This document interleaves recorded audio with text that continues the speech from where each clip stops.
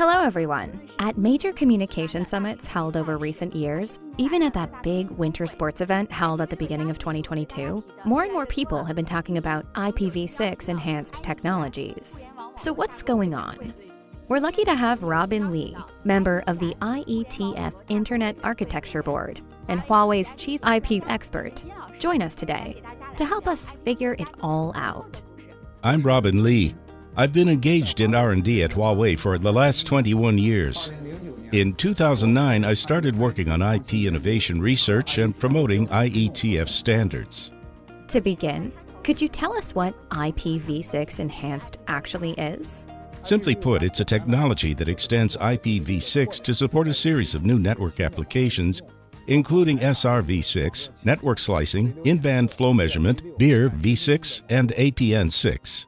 What's the precise relationship between IPv6 and IPv6 Enhanced? Quite simply, IPv6 is the basis of IPv6 Enhanced. We can't directly jump to IPv6 Enhanced without IPv6. Instead, IPv6 Enhanced is developed on an IPv6 foundation. It then supports the new network applications I just mentioned through extensions.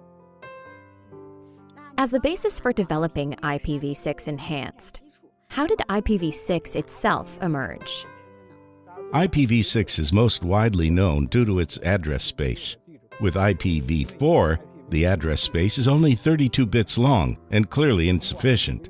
IPv6 has a much larger address space of 128 bits. It's been said that IPv6 can assign an address to every grain of sand on Earth. But this is just one of three reasons why IPv6 emerged. Another is that the shortcomings in the IPv4 design needed to be resolved, and necessary optimization and extension needed to be implemented through IPv6 in anticipation of future requirements. Could you give us an example of the shortcomings that IPv6 resolves? In IPv4's design, the header is complex and has too many fields. This negatively affects forwarding performance. In contrast, IPv6 boosts hardware processing and improves forwarding performance by significantly reducing the number of header fields.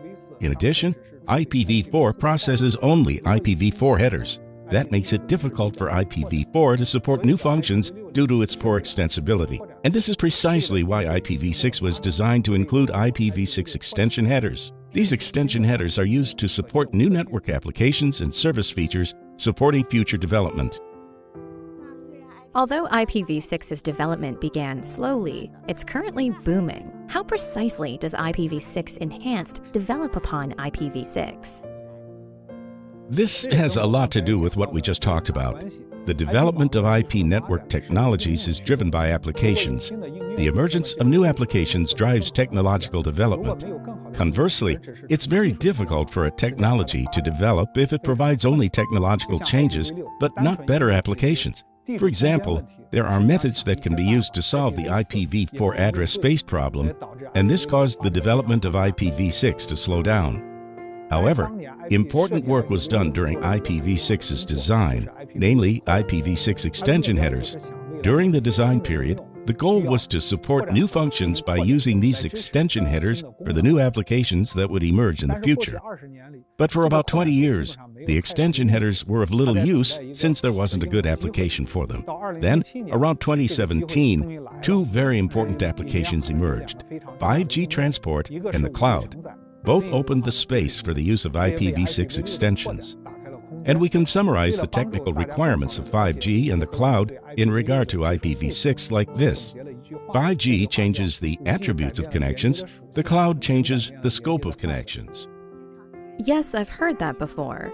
Can you explain its meaning to us?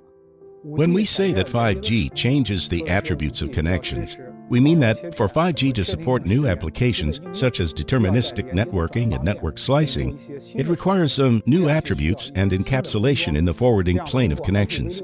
And these new attributes can only be encapsulated through IPv6 extension headers. And when we say that the cloud changes the scope of connections, we mean that in the past, network connections were established between physical devices with fixed locations. However, since the emergence of the cloud, these devices can be deployed on or off cloud.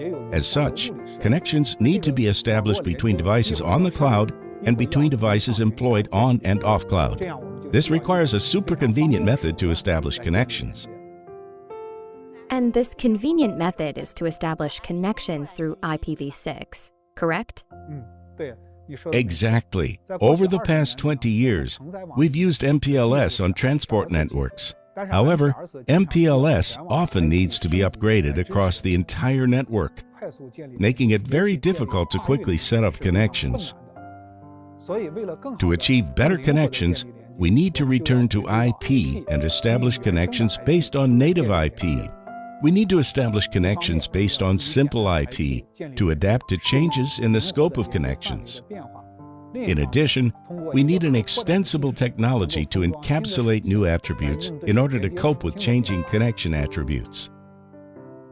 If you look at these two things together, you'll see that IPv6 is a unique choice, and we have developed IPv6 Enhanced by extending IPv6 to better support 5G and cloud services. While we aimed to drive IPv6 deployment through address space issues over the past 20 years, we now have IPv6 extension headers to support new 5G and cloud applications. To reflect this change, we choose to call it IPv6 Enhanced. After IPv6 Enhanced was proposed, has its boundary been defined? For example, how do we know that we achieved the proposed vision?